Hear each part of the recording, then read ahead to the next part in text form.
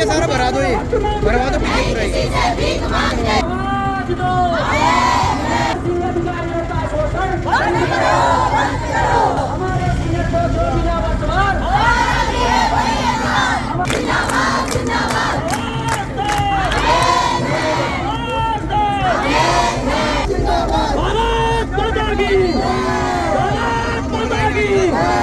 राजधानी देहरादून में पहले बेरोजगार संघ, उसके बाद उपनल कर्मी और अब मेरे पीछे आप तस्वीरों में देखते हैं नरसिंह एकता मंच के बैनर तले उनके सैकड़ों जो कार्यकर्ता हैं वो सड़कों पर उतर आए हैं। यहाँ पर धरना प्रदर्शन हो रहा है। हालांकि राजधानी देहरादून का सचिवालय घेराव करने का इनका तैयारी थी, लेकिन पुलिस ने बैरिकेडिंग लगाकर इनको पहले ही रोकने की यहाँ पर तैयारी कर ली थी। तो ऐसे में अभी यहीं पर धरने पर बैठ चुके हैं और जिस तरह से इनकी जो तमाम मांगे हैं उसको लेकर एक मांग पत्र भी इनकी तरफ से तैयार किया गया है, जिसमें नर्सिंग भर्ती परीक्षा को वर्षवार प्रणाली के अनुसार करवाने और जारी विज्ञप्ति को तत्काल प्रभाव से निरस्त कर पूर्व की भांति नई विज्ञप्ति जारी करने की मांग इनकी मुख्य तौर पर की गई है। तो लगातार जिस तरह से विरोध प्रदर्शन यहाँ पर तमाम संगठनों का हो रहा है, उसी कड़ी में अब देखा जाए तो नर्सिंग एकता मंच के जो लोग हैं वो यहाँ पर धरने पर बैठ चुके हैं और सीधे तौर पर ये सब वो लोग हैं जो अस्पतालों में कार्यरत हैं और विभिन्न तरीके से यहाँ पर काम कर रहे हैं, लेकिन अब अपनी विभिन्न मांगों को लेकर ये सब लोग यहाँ पर धरने पर बैठे हैं। तमाम जो बातचीत है वो यहाँ पर करने का काम कर रहे हैं और जो कुछ लोग इनके पदाधिकारी हैं उनसे हम बात कर लेंगे और वो यहाँ पर किस तरह से अपनी बातें रख रहे हैं, जो चीज़ें कर रहे हैं, उनका क्या कुछ कहना है वो उनसे बात है। सर क्या नाम है आपका? राजेंद्र प्रसाद। आप क्या पदाधिकारी हैं? क्या जी नर्सिंग अधिकारी हैं 2016 बैच में। क्या दिक्कतें आपको लगती है? मांग पत्र हम पढ़ रहे हैं आपका और लंबे समय से आप लोग अपनी बातचीत रहे, क्या कुछ है? सर देखिए, हमारी जो वर्षवार को लेकर इस समय मांग चल रही है कि 2020-21 में जो हमारी भर्तियां आई थी उस समय हमारा कुछ सीनियर्स को जो है कि वर्षवार के तहत नौकरी दी गई। उस टाइम कहा गया कि वन टाइम सेटलमेंट। सबसे पहले तो मैं ये कहना चाहूँगा कि वन टाइम सेटलमेंट क्या होता है। भैया अगर आप लोगों के पास 5000 पद थे, आपने 3000 लोगों को नौकरी दे दी, 2000 लोगों को आपने सड़कों पर बैठने के लिए छोड़ दिया, तो ये हमारे साथ न्याय नहीं हुआ। हम उस समय पेपर देने के लिए तैयार थे, मेंटली प्रिपेयर थे, हम लोगों ने तैयारियां की थी। हमें परीक्षा हॉल से वापस बुला दिया जाता है कि पेपर कैंसिल हो गया, सीनियरिटी वाइज हो रहा है। हमारे सीनियर को अधिकार दे दिया गया हो। हमने कॉम्प्रोमाइज किया कि आज सीनियर्स का नंबर आ गया, कल हमारा भी नंबर आएगा, लेकिन आज जब हमारा नंबर आने वाला है तो सरकार परीक्षा करवा रही है। तो इसी के विरोध में हम लोगों ने यहाँ पे आज सचिवालय कूच कर निर्णय लिया था और सारे लोग सड़कों पर बैठे हैं। लेकिन सरकार तो परीक्षाओं की जो बात हो रही है, सरकार तो अपनी वाहवाही कर रही है कि हमने इतनी भर्ती परीक्षाएं निकाल दी हैं और ये नर्सिंग के भी तमाम मेडिकल बोर्ड के माध्यम से परीक्षाएं होंगी। तो आप लोगों को क्या लगता है इसमें क्या होना है आपके साथ? देखिए, सबसे पहले तो हमारा सरकार से एक मांग है कि जो उन्होंने अभी विज्ञप्ति जारी की है इसका पोर्टल तुरंत प्रभाव से बंद किया जाए। 27 तारीख से उसके फॉर्म भरने शुरू हो जाएंगे, तो इसको बंद किया जाए। और जो लोग ओवरेज होने वाले, यहाँ पे आप देखेंगे सारे लोग ओवरेज होने वाले हैं, इनको मौका नहीं मिला। जब हमने तैयारी की थी हमसे हमारा अधिकार छीन लिया गया, पेपर का अधिकार छीन लिया गया, सीनियरिटी को दिया गया। अब हमारा नंबर आ रहा है, फिर हमसे हमारा अधिकार छीना जा रहा है। तो ये सौतेला व्यवहार क्यों? तो आप लोग क्या डिप्लोमा होल्डर से क्या है? जी डिप्लोमा होल्डर है। डिप्लोमा वाले भी हैं, डिग्री वाले भी, दोनों यहाँ पे कैटेगरी बैठे हुए, सारे लोग बैठे हुए हैं। नहीं तो आप लोग तो शायद जॉब कर ही रहे हैं, तो इसमें मतलब कैसे ज्वाइनिंग होती है आपकी? देखिए, अभी तो हम लोग प्राइवेटों में कर रहे हैं सारे, तो जहाँ पे कि शोषण बहुत होता है। एक आदमी 12-12 घंटे नाइट ड्यूटी करता है, 6-6 घंटे दिन की ड्यूटियाँ करता है, मरीजों की सेवा करता है, उसके बाद क्या मिलता है? 12,000 की तनख्वाह, 15,000 की तनख्वाह, उसके हिसाब से उसका मानदेय नहीं मिल पाता है। तो सरकार से यही रिक्वेस्ट है कि जो लोग बीच के छूटे हुए हैं, या तो वन टाइम सेटलमेंट के तहत ये करे सरकार कि जितने लोगों ने आवेदन किया था 2025 तक अभी जो है सबको आप वन टाइम सेटल कर दीजिए। उसके बाद आपको जो नियमावली बनानी है वो नियमावली बना दीजिए। तो ये लगातार विरोध प्रदर्शन है और भी लोग हैं, आपको क्या कुछ करना है? देखिए, सबसे पहले नमस्कार। देखिए, हम लोग 2020 के pass out BSc nursing degree धारक हूँ मैं। देखिए, जो माननीय स्वास्थ्य मंत्री धन सिंह रावत जी द्वारा जो अभी पिछले हफ्ते ही विज्ञप्ति निकाली गई, उसमें नोटिफिकेशन जारी किया कि एग्जाम के तहत होगा। हम ये कहना चाहते हैं, आज के टाइम पे आप खुद एक चीज बताओ मुझे, मैं सरकार को आपके माध्यम से एक बात बोलना चाहूंगा।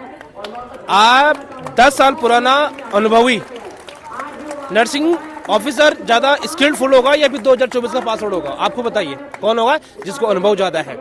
मरीज की सेवा कौन करेगा? जिसको 10 साल का अनुभव अच्छा खासा होगा, क्रिटिकल केयर में होगा, आईसीयू में होगा, इमरजेंसी में होगा, वही अच्छी केयर पेशेंट को दे पाएगा, ना कि एक 2024-25 का पास आउट दे सकता है। मेरा सरकार से ये कहना है, हम सरकार से ये आग्रह करते हैं कि वर्षवार तरीके से हमारी नियमितीकरण हो। जैसे ही हमारी सीनियरों को 3000 पदों पर दिया गया, और बहुत सारी हमारी और मांगे हैं, जैसे कि बाहरी राज्यों के फर्जी डोमिसाइल बना के सरकार कहाँ से हो रखी है।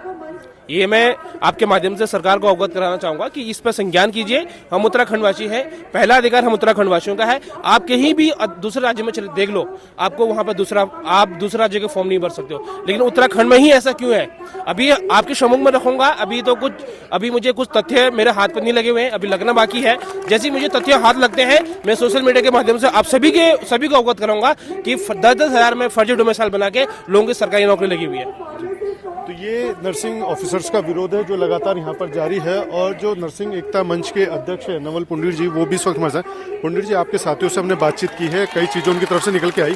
क्या लगता है आपको, सरकार जानबूझ के इस तरह का रवैया अपना रही है, किस तरह का विरोध है? देखिए, शासन प्रशासन द्वारा और हमारे प्रदेश के यशस्वी स्वास्थ्य मंत्री जी द्वारा स्वास्थ्य सुविधाओं में पहले भी कार्य किया जा चुका है और 3000 पदों पे पहले भी भर्ती निकाली जा चुकी है। 2020 में निकाली थी और दिया है। ऐसा नहीं है कि सरकार ने इसकी तरफ कार्य नहीं किया है। बस हमारा ये सरकार से एक सबसे बड़ा इस समय क्वेश्चन है कि पहले जब हम लोग परीक्षा के लिए तैयार थे, 2020 में हम लोग कोचिंग ले रहे थे, तैयारी कर रहे थे, आपने उस समय कहा कि जो सीनियर पहले वर्क कर रहे हैं, जिनको एक्सपीरियंस है, उनको आपने जॉब दे दी। और आज जब हम लोग उन कगार पे खड़े हैं, आप आज हमसे कह रहे हो कि जो इतिहास में आज तक परीक्षा ही नहीं हुई है नर्सिंग की, कि आप एग्जाम के माध्यम से 2025 बच्चे के साथ बैठिए। तो 2014 का 2015 का बच्चा जो एक्सपीरियंस क्लिनिकल स्टाफ है, जो कार्य कर रहा है, वो थ्योरी पार्ट को कैसे फेस कर पाएगा 2025 के साथ? सबसे बड़ा प्रश्न हमारा। साथ ही साथ हमारा दूसरा हमारा इंडियन पब्लिक हेल्थ स्टैंडर्ड, जिसमें और विभागों में कार्य किया है हमारे प्रदेश के यशस्वी स्वास्थ्य मंत्री जी ने, जैसे आपका मेडिकल में डॉक्टर के और पैरामेडिकल के स्टाफों को भरा है। हमारे आईपीएचएस के अभी 2500 से 3000 पद हमारे खाली हैं। आप उसमें पूरी तरीके से भर्ती वगैरह किसी तरीके से निकाल के हमारे लोगों को, जो बीच के बचे हुए बच्चे हैं, उनको रोजगार में लाभान्वित करिए। साथ ही साथ दूर दराज के इलाकों में स्वास्थ्य सुविधाएं मजबूत हो पाएंगी। राज्य के अभ्यर्थियों को इस भर्ती में छूट दी जाए।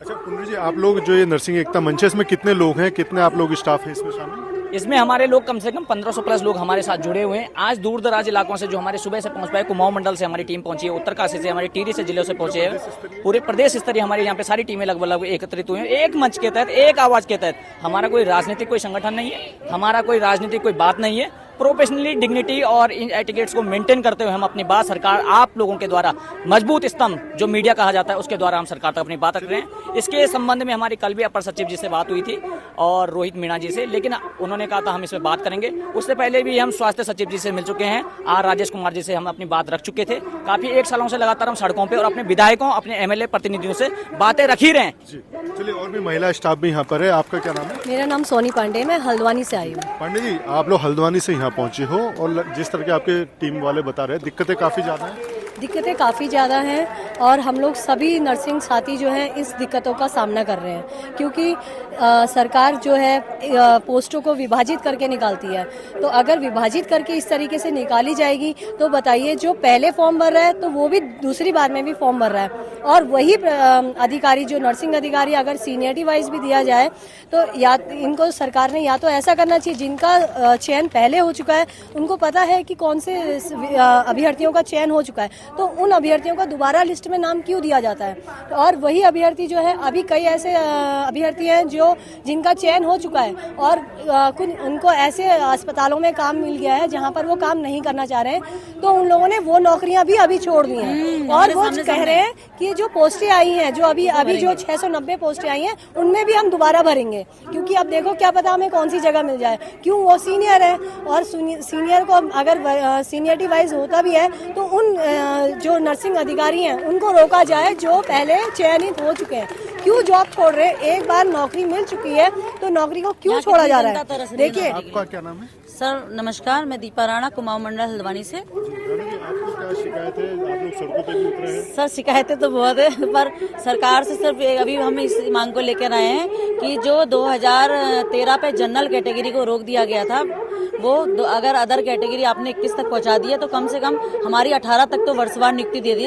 अगर वर्षवार नियुक्ति आएगी तो हमारा भी घर हम अच्छे से वो कर सकेंगे, हम अच्छे से गवर्नमेंट सेवा दे पाएंगे। यहाँ सिंगल मदर भी हैं और कोई ऐसे हैं जिसने, जैसे मेरे हस्बैंड ने मुझे एक शॉप में काम कर करके मुझे इस लायक बनाया है, तो मैं भी चाहती हूँ कि मैं उस लायक बनूं उनको, लेकिन मेरे सपने टूटते नजर आ रहे हैं सर। और ऐसी पूरी मेरी बहनें हैं जो बहुत हैं, ऐसी मेरी ऐसी बहनें बहुत ही हैं। तो सर प्लीज सीनियरिटी से वर्षवार नियुक्ति आए और और कम से कम जनरल कैटेगरी को भी उस कैटेगरी तक पहुंचाया जाए जितनी अन्य कैटेगरी आई है। और वर्षवार नियुक्तियां है, एग्जाम बेस कैंसिल होना चाहिए, ये हमें सरकार से रिक्वेस्ट है।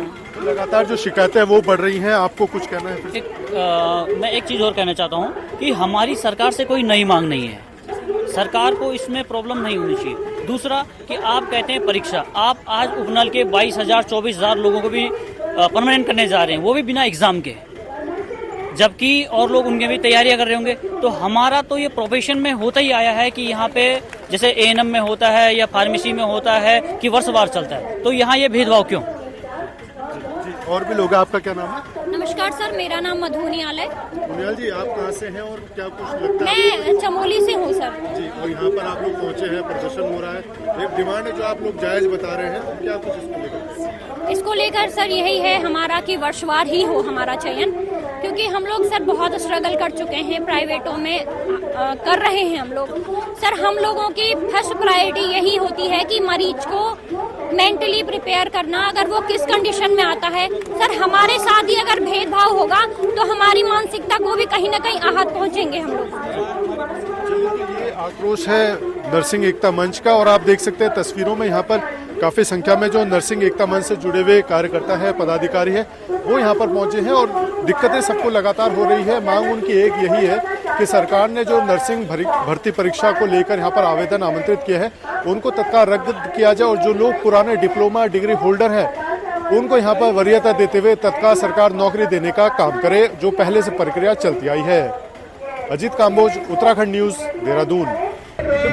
आज के युग में जो मीडिया है सबसे मजबूत स्तंभ माना जाता है और जो हमारी खबरों को प्रकाशित करता है, शासन प्रशासन तक पहुंचाता है। क्योंकि लगातार हम 1.5-2 सालों से सड़कों पर हैं, लगातार हम अपने जनप्रतिनिधियों विधायकों से लगातार हम संपर्क साधे हुए थे कि हमारी मांगों पर अमल किया जाए। लेकिन इतिहास में अभी तक नर्सिंग की भर्ती पे हमारे स्टेट में एग्जाम नहीं हुआ है। लेकिन एक हफ्ते पूर्व जब हमारा एग्जाम के थ्रू नोटिफिकेशन निकलता है, कहीं ना कहीं आप देख रहे होंगे आज दूर दराज इलाकों से, कुमाऊं मंडल से, उत्तरकाशी से, टिहरी से लोग यहाँ पे सुबह 5 बजे पहुंचे हुए हैं। सबके मन में एक निराशा है कि सरकार ने हमारे इस तरह के हमारे साथ खिलवाड़ क्यों किया है। क्योंकि जब 2020 में यही युवा परीक्षा के लिए तैयार थे, तब हम लोगों को ये कह के चुप करा दिया जाता है कि सीनियरों का पहला हक है, जो काफी समय से समय दे रहे हैं सरकारी सेवा में, उनका पहला हक है, आप लोगों का भी नंबर आएगा। तो हम उस समय हम लोगों ने कंसिडर किया, इस चीज़ को समझा और सरकार की जो ये निर्णय था इसको हमने दिल से स्वीकारा। लेकिन जब किसी न किसी तरह आज 5 सालों बाद हमारे लोगों को एग्जाम देने के लिए विवश किया जा रहा है, जो 2014, 2015, 2016 के बच्चे भी बचे हुए हैं 2025 के साथ, क्योंकि हमारा जो प्रोफेशन नर्सिंग प्रोफेशन है वो क्लिनिकल पे ज़्यादा वर्क करता है, क्लिनिकल पे एक्सपीरियंस पे ज़्यादा वर्क करता है।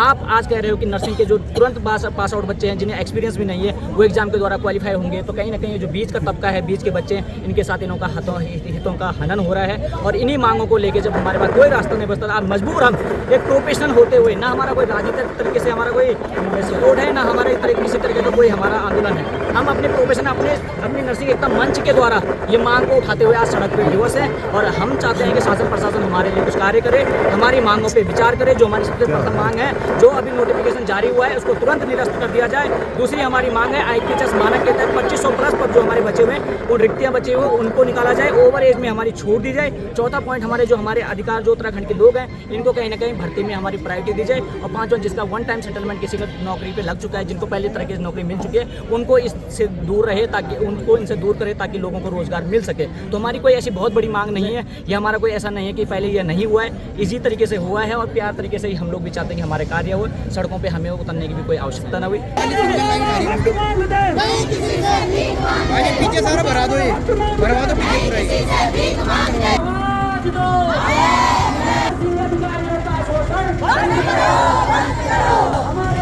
पूरा।